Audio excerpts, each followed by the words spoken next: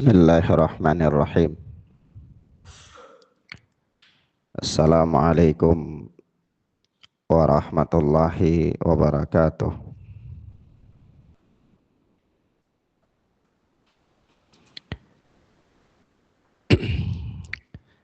Alhamdulillahilladzi hadana lil Islam wa manna alaina bih wa akhrajana fi khairi ummatin fa nas'aluhu at-taufiqa lima yuhibbu wa yarda wal hifdha mimma yakrahu wa yaskhad. Fa nusalli wa nusallimu ala habibina wa sayyidina Muhammad bin Abdullah wa ala alihi wa ashabihi wa man sara ala nahjihi ila yaumil qiyamah. Amma ba'd. Akhwana fid din, a'azzani Allah wa iyyakum. Kita masuk pada bab yang baru dari kitab Aqidah Salaf Ashabul Hadis oleh Al-Imam Abu Uthman As-Sabuni rahimana wa rahimahullah, yaitu kata beliau alamatu ahli sunnah, ciri-ciri ahlu sunnah. Namun sebelumnya Anda ingin sampaikan satu catatan ya, sebagai pelengkap atas pembahasan yang telah lalu, yaitu terkait dengan Raja Persia yang ditawan atau yang ditaklukkan pemerintahannya pada zaman Umar ibn al-Khattab radhiyallahu ta'ala anhu. Disebutkan di dalam Al-Bidayah wa Nihayah oleh Al-Imam Ibn Katsir, namanya itu adalah Yazdajir ya, mana Anda salah. Jadi itu adalah raja terakhir dari kekuasaan Sasaniyah, yang kemudian anak perempuannya, kalau menurut Ibnu Katsir itu ada perbedaan nama ya. Ada sebagian yang menamakan bahwa namanya adalah Sarbanu, ada juga menyebutkan nama yang lain. Tapi dari Sarbanu inilah kemudian dia ditawan, dibawa ke Madinah, kemudian dinikahkan dengan Al-Husain. Dari Al-Husain inilah lahir anak yang bernama Ali bin Husain bin Ali, yang kemudian dikenal dengan julukan Zainal Abidin. Zainal Abidin. Naam. Ini ada sebutkan untuk mempertegas saja apa yang kita sebutkan kemarin, di mana orang-orang Rafidhah itu mereka berusaha untuk membangkitkan lagi kerajaan Persia melalui jalur Al-Husain radhiyallahu ta'ala anhu, karena anak perempuan dari raja mereka itu yang bernama Sarbanu itu menikah dengan Husain, dan dari Husain itulah lahir Ali bin Husain bin Ali, kemudian dikenal dengan nama Zainal Abidin. Jadi imam dari kalangan Ahlul Bait. Taib, itu sebuah catatan. Kemudian kita lihat ikhwan fiddin azza Allahu wa iyyakum. Pada pelajaran ini kata Al-Imam As-Sabuni rahimana wa rahimahullah, alamatu ahli sunnah, ciri-ciri ahlu sunnah. Yang dimaksudkan di sini adalah ciri yang merupakan kekhususan ya. Kekhususan yang ahlu sunnah itu dibedakan dari yang lainnya. Bukan ciri umum kaum muslimin, bukan. tetapi ciri khusus yang merupakan ciri-ciri yang apabila seseorang ada pada dirinya perkara tersebut, maka dia dapat dikatakan sebagai seorang ahlu sunnah. Ya, ciri khusus. Ciri apa? Khusus. Kenapa kita katakan ciri khusus? Karena ciri umum sebagai kaum muslimin itu banyak ya. Kaum muslimin yang taat beragama, dia sholat, ya. Ciri-cirinya dia jaga sholat, dia jaga puasa, dia baca Quran. Nah itu dia ciri umum sebagai seorang muslim. Ya. Tapi ciri khusus yang membedakan dia dari kaum muslimin yang lain yang terjatuh dalam kebid'ahan. Apakah bid'ah di dalam ibadah, lebih-lebih lagi di dalam akidah. Nah itu yang merupakan ciri-ciri khusus. Dan inilah yang dimaksudkan oleh Al-Imam As-Sabuni rahimana wa rahimahullah. Kata beliau, wa ihda alamati ahli sunnah, dan salah satu ciri-ciri ahlu sunnah. Kalau kita bicara tentang ciri itu banyak berarti ya. Ciri-ciri itu banyak sekali yang ahlu sunnah itu menonjol dengannya. Tetapi kemudian beliau mengatakan salah satu yang paling nampak dan merupakan ciri khas mereka itu adalah hubbuhum li a'immati sunnah wa ulama'iha wa ansariha wa auliyaiha.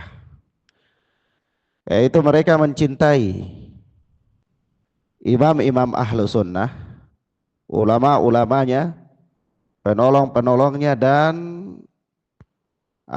mereka mencintai auliyaiha, para loyalisnya. Nah, ini ciri-ciri ahlu sunnah. Ya, mereka mencintai imam-imam ahlu sunnah, mencintai ulama-ulama ahlu sunnah, mencintai para loyalis terhadap para ulama ahlu sunnah, itu mereka mencintainya. Nah,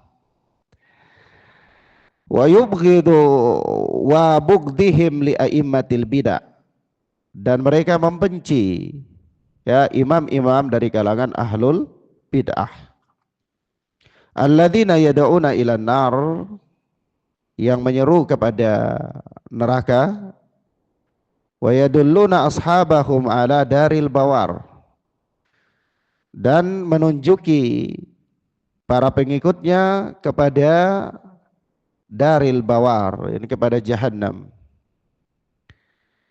Jadi para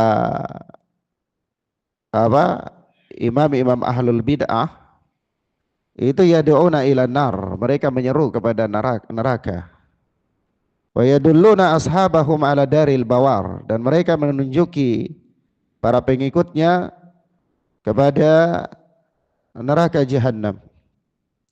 Wa qad zayyana Allah subhanahu quluba ahli sunnati wa nawwaraha bihubbi ulama'i sunnah fadlan minhu azza wa jal. Dan kata Imam As-Sabuni, dan Allah subhanahu wa ta'ala telah menghiasi hati-hati para ahlu sunnah dan memberikan cahaya kepada hati-hati mereka bihubbi ulama'i sunnah, dengan mencintai para ulama sunnah, fadlan minhu azza wa jal, yang mana itu merupakan karunia dari Allah subhanahu wa ta'ala. Nah, kita lihat di sini ikhwanna fiddin, a'azzani Allahu wa iyyakum. Al-Imam As-Sabuni rahimahullah menyebutkan satu ciri khas, dan ini yang paling utama dan paling nampak. Paling utama dan paling nampak dan mudah dibedakan. Yaitu ciri-ciri ahlu sunnah itu mereka mencintai imam-imam ahlu sunnah, mencintai ulama-ulama ahlu sunnah, mencintai para loyalis kepada ulama-ulama ahlu sunnah. Dan kenapa? Karena mereka sadar benar bahwa para ulama sunnah itu adalah pewaris para nabi. Terkhususnya di sini adalah pewaris Nabi Muhammad sallallahu alaihi wasallam. Karena Rasulullah sallallahu alaihi wasallam mengatakan apa? Innal ulama warathatul anbiya. wal anbiya lam yuwarrithu dinaran wala dirham. Inna ma warathul ilma. Faman akhadaha akhadha bihadzin wafir. Sesungguhnya para ulama itu adalah pewaris para nabi. Sementara para nabi mereka tidak mewariskan dinar dan dirham, tidak mewariskan harta benda, tidak mewariskan harta benda. Innama warathul ilma, mereka hanya mewariskan ilmu, ilmu agama. Faman akhadaha akhadha bihadzin wafir. Barang siapa yang mengambil ilmu agama itu, maka dia mengambil warisan nabi yang banyak. Dia mengambil apa? Warisan nabi sallallahu alaihi wasallam yang banyak. Atau kama qala sallallahu alaihi wasallam. Akhwana fid din azzani Allahu ayyakum. Nah, karena orang-orang yang mengambil warisan Nabi, tentu mereka mempunyai kedudukan yang tinggi. Mereka mempunyai kedudukan yang tinggi. Ya, dan mereka layak untuk dicintai. Mereka layak untuk dicintai. Karena mencintai mereka hakikatnya adalah mencintai kebenaran yang ada pada mereka. Mencintai mereka hakikatnya adalah mencintai kebenaran pada mereka. Membenci mereka hakikatnya juga adalah membenci kebenaran yang ada pada mereka. Ya. Sebab kalau orang itu dia cinta terhadap kebenaran, tidak ada pilihan lain bagi dia kecuali akan nampak dalam kehidupannya, dalam perilakunya bahwa dia mencintai para pembawa kebenaran. Adalah merupakan sebuah pengakuan omong kosong kalau seseorang dia mengatakan saya mencintai kebenaran, saya berada pada barisan ahlul haq. Tapi dia nampak pada dirinya dia membenci orang-orang yang membawa kebenaran. Ya. Dia membenci ahlul haq. Bahkan lisannya lancang terhadap mereka. Maka ini pengakuan yang kosong, pengakuan yang tidak benar, pengakuan yang tidak benar. Naam. Maka ikhwana fid din azzani Allah wa iyyakum. Kemudian mereka di antara ciri khas ahlu sunnah, mereka membenci imam-imam yang menyeru kepada kebid'ahan, pemimpin-pemimpin, pelopor-pelopor yang menyeru dan mengajak manusia kepada kebid'ahan. Hakikatnya mereka membenci keburukan, hakikatnya mereka tidak menyukai dengan kebid'ahan, maka otomatis mereka tidak menyukai orang-orang yang menyeru kepada kebid'ahan. Dan ini merupakan apa? Merupakan bukti nyata dari berlepasnya diri mereka dari kemungkaran. Karena kebid'ahan itu adalah kemungkaran. Kebid'ahan itu kemungkaran. Sementara Rasulullah sallallahu alaihi wasallam mengatakan dalam hadis Abu Sa'id Al-Khudri, "Man ra'a minkum munkaran falyughayyirhu bi yadihi, fa in lam yastati' fa bi lisanihi, fa in lam yastati' fabi qalbi. Dzalika adhaful iman." Barang siapa di antara kalian yang melihat sebuah kemungkaran, maka hendaklah dia merubahnya dengan tangannya. Kalau dia tidak mampu, rubah dengan lisannya. Kalau dia tidak mampu, ingkari dengan hatinya. Dan itu adalah apa? Selemah-lemahnya iman. Atau kama qala sallallahu alaihi wasallam. Nah, bukti daripada orang itu dia mengingkari kemungkaran, itu dia tidak suka dengan para pembawa kebenaran, kemungkaran, dan dia tidak bersama dengan mereka. Dia tidak bersama dengan mereka. Sehingga kalau ada orang dia mengatakan bahwa kami tidak suka dengan kemungkaran tersebut, kami antipati terhadap kebid'ahan itu, tapi di dalam peri kehidupannya dia bersama dengan para ahlul bid'ah, dia memberikan loyalitas kepada mereka, atau dia meramaikan majelis-majelis mereka, misalnya, maka ini pengingkarannya itu adalah kosong. Dia mengatakan saya tidak suka orang yang menyeru kepada kebid'ahan, saya benci terhadap kebid'ahan. Rasulullah mengatakan seburuk-buruknya kemungkaran itu datang dalam keterangan bahwa seburuk-buruk kemungkaran itu adalah kebid'ahan, dan yang paling dicintai oleh syaitan dari kemungkaran itu adalah kebid'ahan. Lalu dia katakan, lalu dia dalam peri kehidupannya dia bersama dengan ahlul bid'ah. atau dia tidak mengingkari mereka, atau dia meramaikan majelis mereka dengan alasan dia mengambil sebahagian ilmu dari mereka. Itu boleh enggak? Benar enggak pengingkaran dia? Tidak benar. Tidak benar. Karena selemah-lemahnya bentuk pengingkaran terhadap kebid'ahan dan orang-orang yang menyeru kebid'ahan adalah tidak bersama dengan mereka. Tidak bersama dengan apa? Mereka. Itu selemah-lemahnya pengingkaran. Selemah-lemahnya pengingkaran.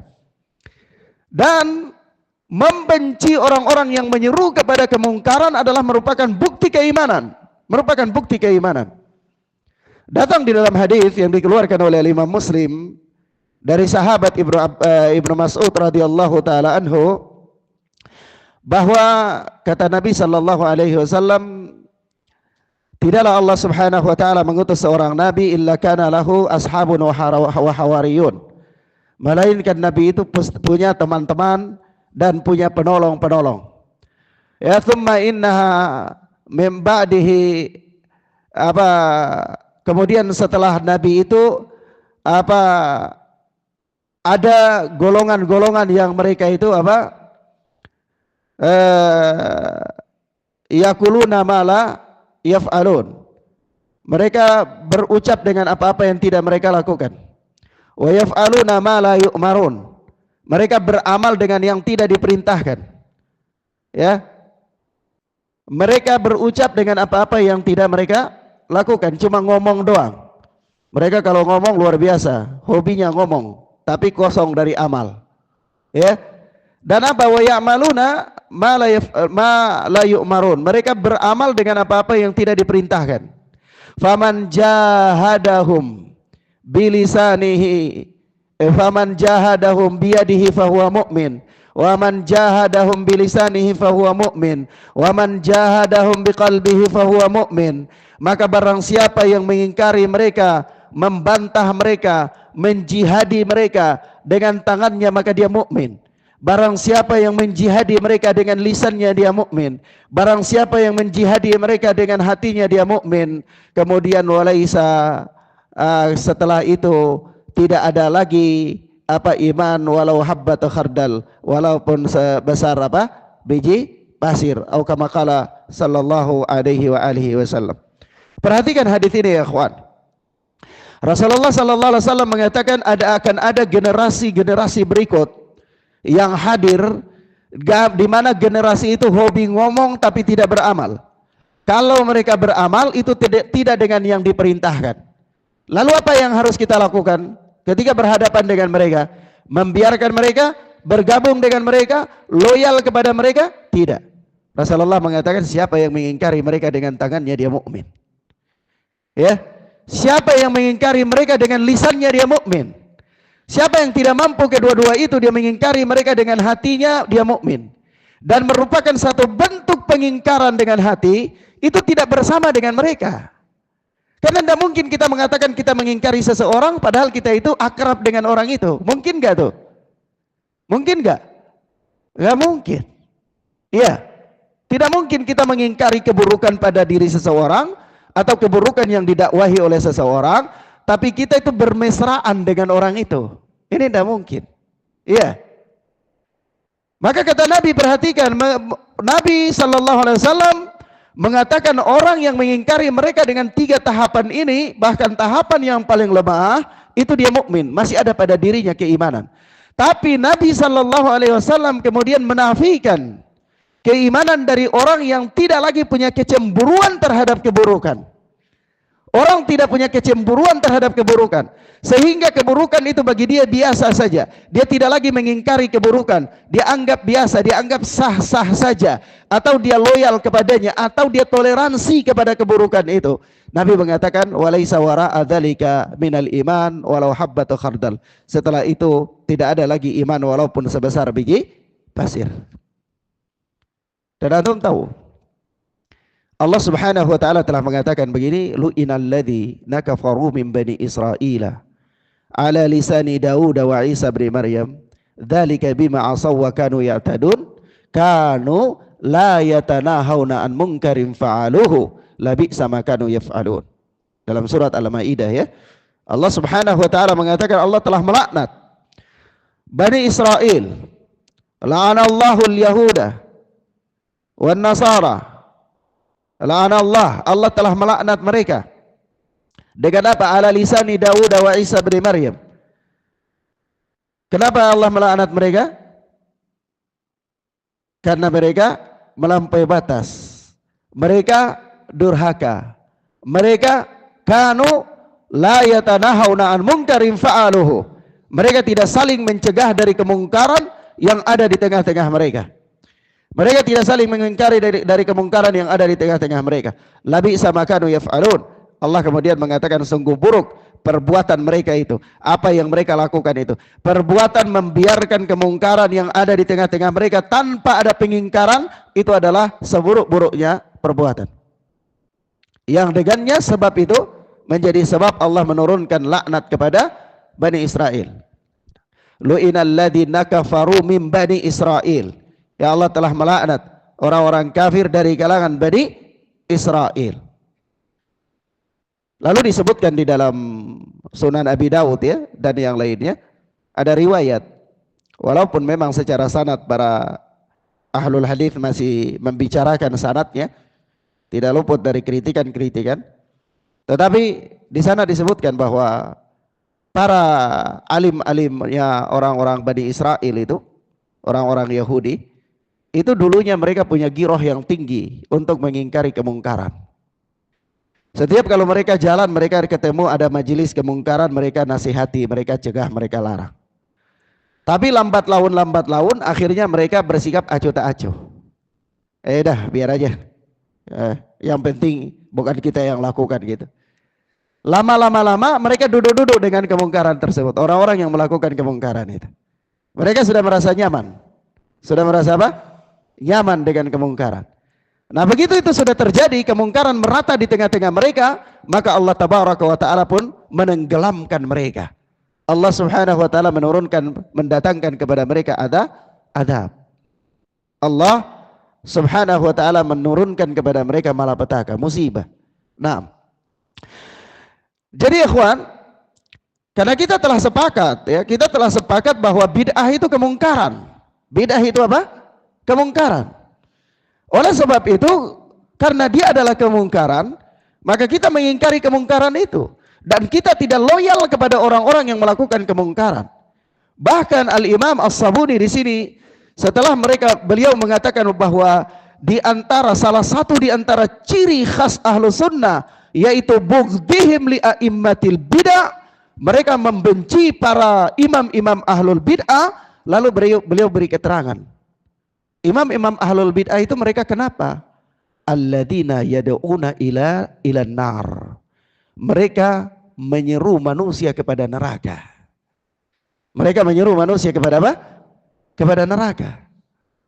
Wa yadulluna ashabahum ala daril bawar. Dan mereka menunjuki pengikut-pengikutnya kepada neraka jahanam. Ini beliau mengisyaratkan kepada hadis Nabi ya, yaitu apa? Fa inna kulla bid'atin dhalalah wa kulla dhalalatin finnar. Yaitu setiap bid'ah itu sesat dan setiap kesesatan itu diancam dengan neraka. Orang yang mengajak kepada kesesatan itu dia mengajak kepada neraka hakikatnya. Hakikatnya dia apa?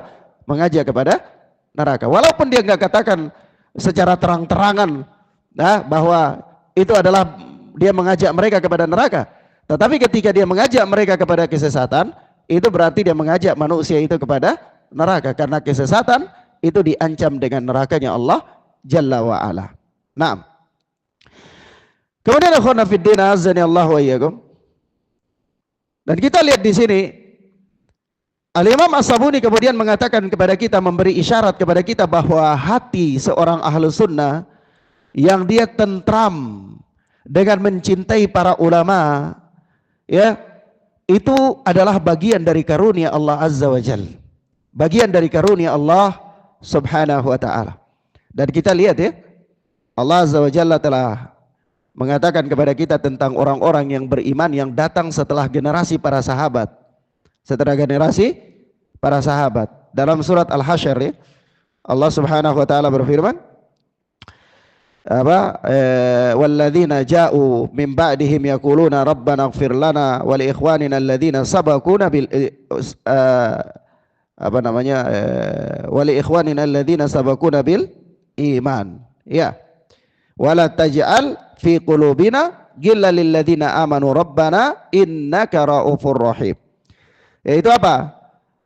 Walladzina ja'u min ba'dihim, orang-orang yang datang setelah mereka. Itu yaquluna, mereka berdoa. Apa doa mereka? Rabbana ighfir lana wa li ikhwanina alladzina sabaquna bil iman. Ya Rabb kami, ampunilah kami dan saudara-saudara kami yang telah mendahului kami dengan keimanan. Siapa maksudnya? Para sahabat ridwanullahi alaihim ajmain. Siapa yang berdoa untuk itu? Orang-orang yang datang setelah para sahabat dari kalangan orang-orang saleh. Ya. Nah, ini ciri khas mereka. Kenapa dia mendoakan kebaikan kepada para sahabat? Ada rasa cinta kepada mereka. Iya. Ada rasa apa? Cinta kepada mereka. Dan apa? Wala taj'al fi qulubina ghilla, dan jangan engkau jadikan pada hati-hati kami kebencian. Kebencian kepada siapa? Lilladzina amanu, kepada orang-orang yang beriman. Artinya apa? Di sini ada loyalitas kepada orang-orang yang beriman, cinta kepada mereka, cinta kepada mereka. Naam, karena kebenaran yang ada pada mereka. Nah, begitu pula Allah Subhanahu wa taala berfirman di dalam surat At-Taubah, wal mu'minuna wal mu'minat ba'dhum awliya'u ba'd ya'muruna bil ma'ruf wa yanhauna 'anil munkar wa yuqimuna as-salata wa yutuna az-zakata wa yuti'una Allah wa rasulah ulaika sayarhamuhumullah innallaha azizun hakim. Ya, orang-orang mukmin laki-laki dan perempuan itu sebagian mereka adalah apa? Wali-wali bagi sebagian yang lain. Sebagian mereka adalah wali bagi sebagian yang lain, pelindung bagi sebagian yang lain. Ya, ya'muruna bil ma'ruf wa yanhauna 'anil munkar. Mereka memerintahkan kepada yang ma'ruf dan mereka melarang dari yang mungkar. Mereka punya ciri khas, memerintahkan kepada yang ma'ruf dan melarang daripada yang mungkar. Kemungkaran yang paling terbesar itu apa? Kebidahan. Yang di dalamnya ada kesyirikan, ya, dan seterusnya. Nah, dan begitu pula Rasulullah sallallahu alaihi wasallam ketika menggambarkan kepada kita bagaimana kasih sayangnya seorang mukmin, bagaimana sifat lembutnya seorang mukmin dengan saudaranya, ya, dan seterusnya. Apa kata Rasulullah sallallahu alaihi wasallam? Kamatsalil jasadil wahid, yaitu seperti apa? Satu tubuh yang idzashtaka minhu udhun, apabila salah satu anggotanya itu mengadu karena rasa sakit, maka apa? Tada'alahu sairul a'dha'i bil humma was sahar, maka seluruh tubuh itu akan merasa terganggu dengan rasa panas dan ngantuk dan tidak tidur, bergadang karena sakit. Mukmin dalam kasih sayang, mukmin dalam kelembutan, mukmin dalam kepedulian itu dengan saudara mereka kajasadil wahid, seperti apa? Satu tubuh. Kalau satu anggotanya sakit, seluruh tubuh ini akan mengeluh kesakitan. Kukunya sakit, mata tidak bisa tidur semalaman. Mata tidak bisa apa? Tidur semalaman. Ya, giginya sakit, seluruh tubuh ini merasa nggak enak semalaman. Iya, kal jasadil wahid. Mereka dalam kasih sayang, dalam cinta, dalam loyalitas, ya, terhadap orang-orang yang beriman dan seterusnya. Ya, ini mereka memiliki apa? Loyalitas yang tinggi terhadap orang-orang yang beriman. Kenapa demikian ya ikhwan? Karena orang-orang yang beriman dari kalangan imam-imam ahlu sunnah yang mereka telah menghafal hadis-hadis Nabi ribuan, ratusan, bahkan ada di antara mereka yang menghafal 100.000 hadis itu seperti dia menghafal surat Al-Ikhlas. Seperti dia menghafal surat Al-Ikhlas. Maksudnya apa? Saking mudah dan saking gampangnya bagi dia. Nah, orang kalau hafal surat Al-Ikhlas itu kadang-kadang bisa sambil meraba jantung bisa baca. Ya, itu dia 100.000 ribu hadis, 100.000 hadis. Subhanallah. Kita sudah hafal berapa ya? Ya, kalau kita ya paling yang kita hafal ya apa yang kita hafal? Nah, kalau ibu-ibu ya dia hafal ya paling mungkin ya belanjaan untuk beli sayur. Hari ini sarapan apa ya? Besok juga apa gitu. Jadi saking dia hafal belanjaannya, kadang-kadang di jalan itu kecepatannya tinggi banget, ya. Karena dia pikir mau cepat-cepat beli sayur untuk suaminya mungkin, anak-anaknya dan lain-lain. Ya itu hafalan dia. Ya tapi subhanallah, kita lihat orang-orang terdahulu. Dan itu butuh kerja keras, butuh kerja keras. Mereka berusaha menghafalnya. Ada yang menghafal 10.000, ada yang menghafal 100.000, ya, ada yang menghafal 1.000, ada yang menghafal jutaan, ya, ada yang menghafal jutaan. Hadis Nabi Sallallahu Alaihi Wasallam itu bukan hafal konteksnya, bukan hafal lafaznya saja, tapi hafal lengkap dengan apa? Syarat-syaratnya. Hafal lengkap dengan syarat-syaratnya. Jadi hafal, dia menghafalnya, dia dan orang-orang yang menghafal hadis Nabi Sallallahu Alaihi Wasallam itu bukan seperti orang-orang sekarang ini. Orang-orang sekarang ini kita lihat dia banyak hafalan, tapi adabnya tidak ada. Kita lihat orang-orang zaman ini dia banyak hafalan, etikanya tidak ada. Kita lihat orang-orang zaman ini dia banyak hafalan, tapi ibadahnya nggak karu-karuan. Ya, tapi orang-orang dulu, ya, dia punya hafalan itu dan mereka benar-benar teraplikasi dalam kehidupan dia, teraplikasi. Bahkan sampai ada riwayat dari Ibnu Mas'ud mengatakan kami tidak melewati 10 ayat melainkan kami amalkan. Ya, 10 ayat dulu amalkan, 10 ayat lagi amalkan, 10 ayat lagi amalkan, 10 ayat lagi amalkan. Ya, sampai mereka mengamalkan. Jadi bukan hanya sekedar talaffuz dengan lafaz atau dihafalkan lalu dibunyikan begitu saja, bukan. Sebab itu ada kalimat yang paling terkenal di kalangan para ulama adalah al-ilmu laisa bi kathratil hifdz. Ilmu itu bukan dengan banyaknya menghafal.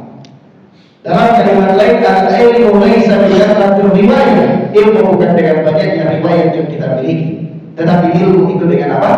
Amal. Hakikatnya ilmu itu dengan amal. Dan kita belajar, kita sekolahkan anak-anak kita didik mereka, kita amalkan mereka ke pesantren-pesantren. Itu untuk apa? Untuk beramal atau untuk sekedar menghafal? Sekedar perlombaan, dapat piala, apa dapat hadiah umroh? Ya, bukan. Untuk beramal, untuk beramal. Jadi kalau mereka menghafal tapi mereka tidak bisa beramal, ini ada yang salah. Ini ada yang apa? Yang salah. Ada yang salah dalam tarbiyah. Maka para pimpinan Allah wa maka dari itu mereka mengorbankan. Bahkan dari Syekh Mukbil rahmatullah alaih itu beliau membuat satu judul bab di dalam Sahihul Musnad itu, kata beliau, dan beliau di bawah bab itu beliau sebutkan hadis Tirmidzi ya dan yang lainnya, tapi judul babnya itu sibuk dengan urusan dunia melemahkan hafalan para penuntut ilmu. Sibuk dengan urusan dunia melemahkan hafalan para penuntut ilmu. Saya ingin memberikan faedah di sini, maksudnya apa? Apa hubungannya? Hubungannya begini. Ulama-ulama dulu mereka sampai bisa menghafal ratusan ribu hadis, itu bukan berarti mereka makan sampai nggak bisa nafas setiap hari. Paham maksudnya? Pengorbanan yang mereka berikan itu lapar, terkadang sampai pingsan karena kelaparan. Sibuk mempelajari ilmu, agar sibuk menghafal hadis Nabi Sallallahu Alaihi Wasallam. Iya. Bukan mereka setiap hari menyambut farhan, bahagia, ya, makan berbagai macam jenis makanan, makan berbagai macam jenis buah-buahan, minum berbagai macam jenis minuman, bahkan gemuk nggak bisa nafas, lah. Bukan. Antum baca riwayatnya Abu Hatim Ar-Razi, ya, itu sampai habis bekalnya menuntut ilmu, dia lupa kalau bekalnya sudah habis. Ya, lupa bekalnya sudah habis, belum sempat kumpul uang untuk belajar. Atau lihat Imam Malik, apa yang dilakukan Imam Malik? Atau rumah dia turunkan untuk dia jual. Untuk apa? Bekal menuntut ilmu. Artinya pengorbanan mereka begitu besar untuk menghafal hadis Nabi, mencatat hadis Nabi, mereka mendapatkan loyalitas. Wajar betul Pak? Mereka mendapatkan loyalitas. Mereka adalah benteng agama. Mereka menjaga agama ini dengan penjagaan yang serius, bukan masalah-masalah, bukan masalah-masalah.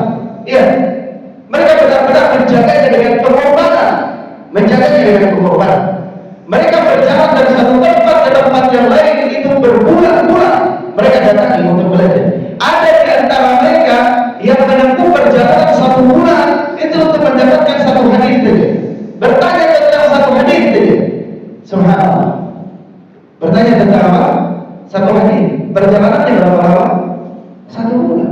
Perjalanan apa? Bukan kayak kita sekarang. Perjalanan yang pesawat, dalam pesawat ada makanan, ada minuman, ya di bandara ada makanan yang enak, bisa kopi, bisa macam-macam. Nah, perjalanannya itu perjalanan unta, perjalanan apa? Keledai, perjalanan kuda kalau memang dia punya, ya perjalanan yang memang benar-benar berat, benar-benar berat. Gak punya uang untuk melakukan perjalanan, apa yang mereka lakukan? Jadi koki di kafilah-kafilah dagang. Iya. Cuci piring kafilah dagang, tukang cuci piring. Yang penting bisa diangkut sampai ke negeri yang mereka mau tuju untuk belajar. Pengorbanan. Jadi wajar kalau Allah Subhanahu wa taala memuliakan mereka dan mereka pantas dan layak untuk mendapatkan apa? Loyalitas. Sampai Rasulullah SAW mengatakan memotivasi ya. Mereka dengan ilmu yang mereka miliki lalu mereka menyebarkan ilmu itu. Kata Rasulullah SAW, "La yahdillahu bika rajulan wahidan." Rasulullah katakan kepada Ali bin Abi Thalib begitu. Apa kata Rasulullah? "La yahdillahu bika rajulan wahidan khairan laka min humrin na'am." Seandainya sekiranya Allah memberikan hidayah kepada seseorang melalui perantaraan engkau, niscaya itu lebih baik daripada unta merah. Motivasi untuk menyampaikan kebenaran yang dia tahu dan dia miliki lebih baik. Coba antum bayangkan, ya. Target mereka apa? Dalam menyampaikan kebenaran mereka sudah susah-susah menghafal, mereka sudah berkorban, mereka sudah pokoknya habis-habisan untuk menghafal dan menjaga agama. Kemudian mereka dimotivasi untuk menyampaikan agama kepada orang lain. Itu motivasinya apa? Motivasinya akhirat. Maka agama yang ada pada mereka itu motivasinya adalah untuk mendapatkan atau meraih keselamatan di akhirat. Maka dakwah yang mereka sampaikan itu bukan profesi. Dakwah yang mereka sampaikan bukan profesi, bukan pekerjaan, bukan tawar-menawar berapa Aisyah yang dia dapatkan lah. Tidak, motivasi mereka adalah apa? Akhirat. Kata Rasulullah SAW, "La yahdillahu bika rajulan wahidan khairun." Seandainya Allah memberikan hidayah kepada seseorang melalui perantaraan engkau saja, itu lebih baik dari apa? Min humrin na'am, daripada unta merah, unta yang paling mahal di negeri Arab ketika itu. Motivasinya apa? Motivasinya bukan Ferrari, motivasinya bukan apa? Bukan apa gaji bulanan, motivasinya bukan apa ongkos untuk tinggal di hotel, bukan. Motivasinya adalah apa? Akhirat. Pengorbanan yang mereka lakukan benar-benar luar biasa. Nah,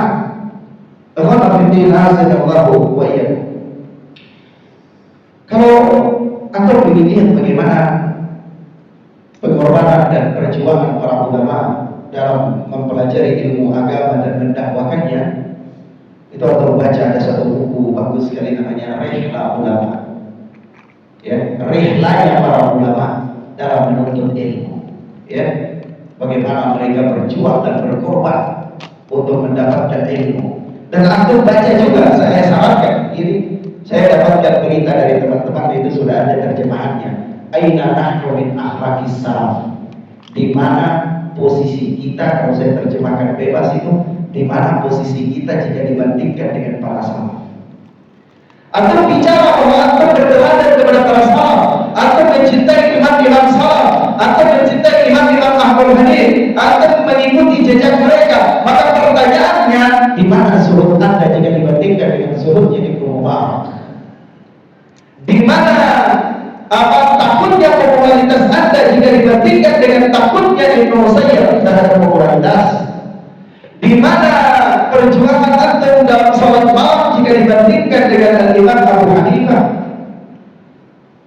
Al-Imam Abu Hanifah di dalam riwayatnya, biografinya, itu setiap malam tetangganya dari sebelah rumah itu lihat di samping rumah salah satu sudut rumahnya Imam Abu Hanifah itu ada satu tiang berdiri tegak lurus itu. Setiap malam tetangga itu melihat tiang itu. Ini berarti rumahnya juga tembus padam ya, pada sebagian titik tembus padam ya. Subhanallah, kita sekarang rumah yang luar biasa ya, nyaman tuh, AC udah kayak gitu, malas-malas belajar ya.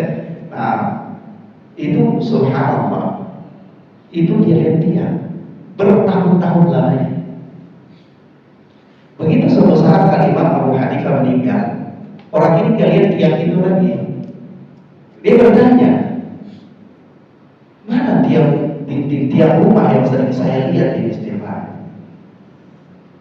Maka Sahihul Bait mengatakan bukan.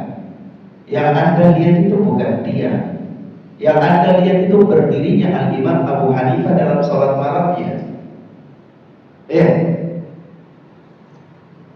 Bayangkan, berdirinya manusia dalam sholat malam sampai disangkanya dia. Maksudnya apa? Saking tenang, khusyuk, bukan kayak anak-anak kita lulus pesantren sholatnya bukan masalah membatalkan sholat bergerak itu, bukan, itu bahasan lain ya. Bukan betul-betul orang sudah ruku baru lari ruku, padahal sekolahnya pesantren, belajarnya agama ya, bukan itu.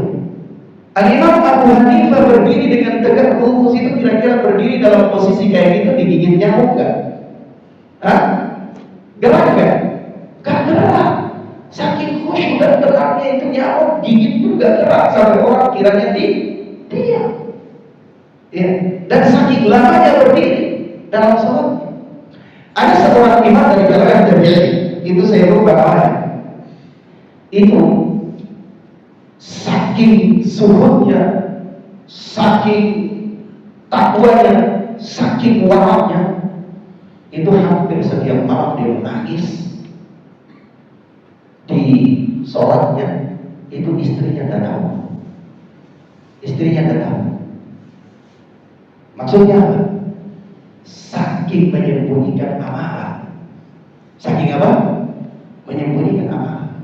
Dia sholat malam, istrinya tidur tidak tahu kalau dia sholat malam, dan dia nangis sampai istrinya baru tahu.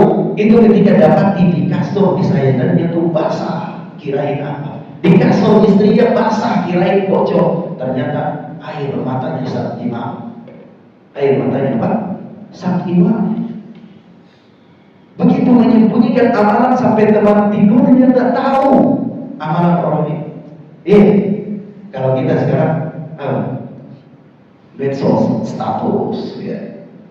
Oh, Syekh ini mengatakan begini ya. Saya lagi bersama dengan si fulan ya. Subhanallah. Di mana untuk menyembunyikan amalan? Di mana untuk menyembunyikan amalan? Saya punya teman suatu ketika pernah bercanda begini. Ini candaan saja, tapi ibu-ibu jangan protes dulu ya. Ini cuma candaan. Jadi suatu ketika begini saya punya teman. Jadi saya pernah cerita bagaimana seorang tabi'i itu dia ada baca Quran di rumahnya. Lalu temannya datang. Begitu teman datang langsung dia tutup itu Quran dengan apa? Pakaian sembunyi dia, seolah-olah dia tidak ada amalan-amalan. Ya, dia tidak beramal. Jadi tidak ada orang tahu kalau orang ini punya amalan yang luar biasa. Baca Quran begitu datang temannya tutup sembunyi dia. Lalu teman saya bilang, Ustaz, saya ada teman juga kayak gitu. Nah, teman saya itu suatu ketika dia ada pulang rumah. Jadi begitu dia pulang, tahu-tahu aja dari rantau, tahu-tahu dia udah menikah juga. Dia poligami. Terus ini ibu udah mulai protes nih. Saya mau lanjutkan itu tadi. Jadi begini, begitu istrinya protes, bro, bang, kamu gimana tega kali bang, masa tuh nikah gak bilang-bilang, ya, ta'adud dan bilang-bilang. Kata dia, bukan begitu deh, ta'adud itu kan ibadah. Kalau saya ngomong-ngomong kan takut ria, gak ikhlas.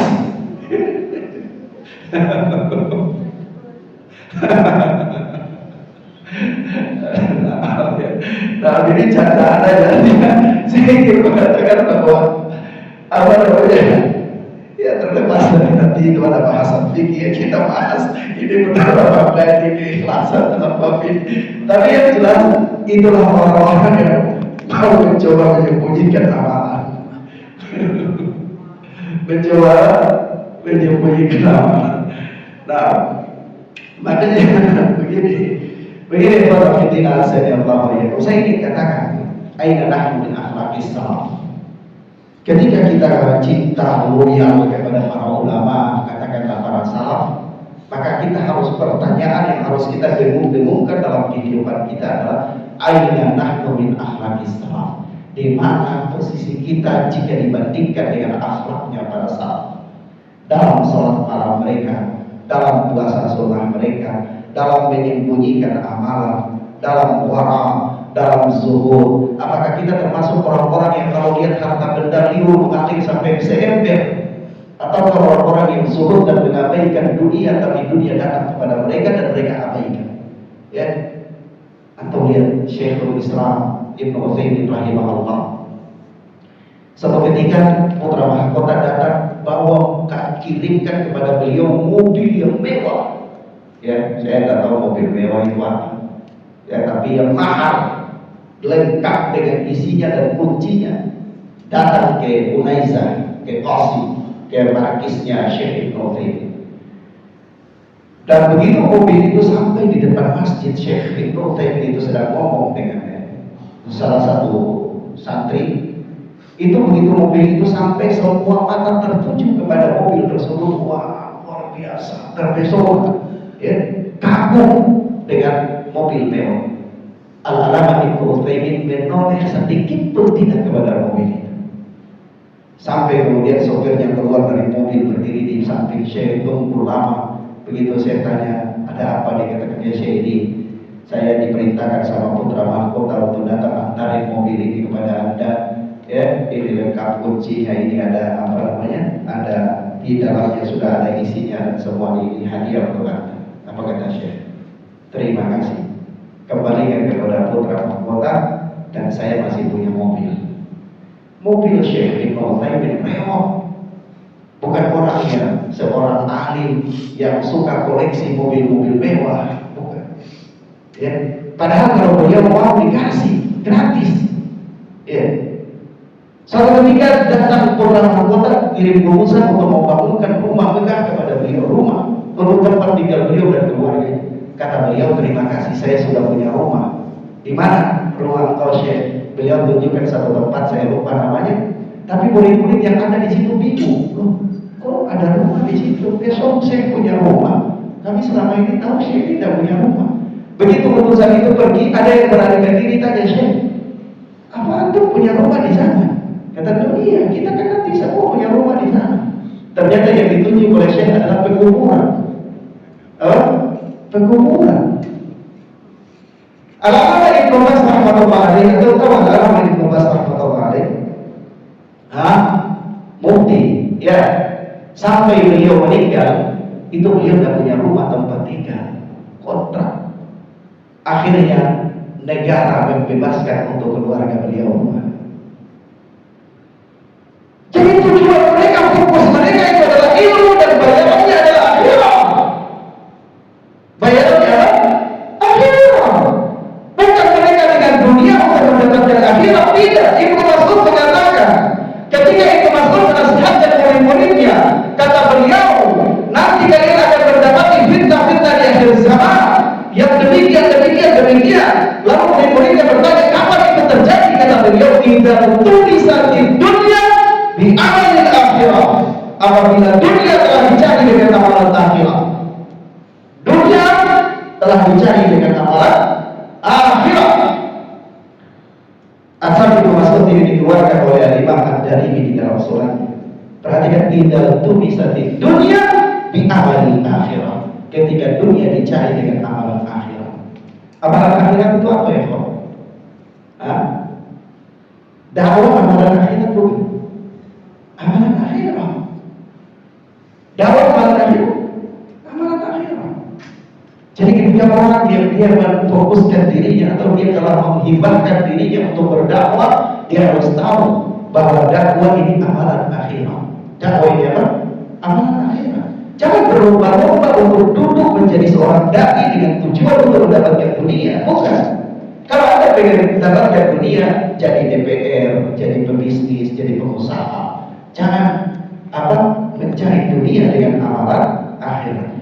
Aina nahnu min akhlaqis salaf. Perhatikan bagaimana posisi Anda di hadapan para salaf dalam zuhudnya, dalam waraknya, dalam cinta dunianya, dalam popularitasnya, dalam ibadahnya, sholat malamnya dan semuanya. Aina nahnu min akhlaqis salaf. Nah, supaya apa? Semakin menumbuhkan rasa cinta Anda kepada mereka dan semakin Anda berusaha membela dari mereka. Bukan hanya sebuah pengakuan belaka, bukan hanya apa? Sebuah pengakuan belaka.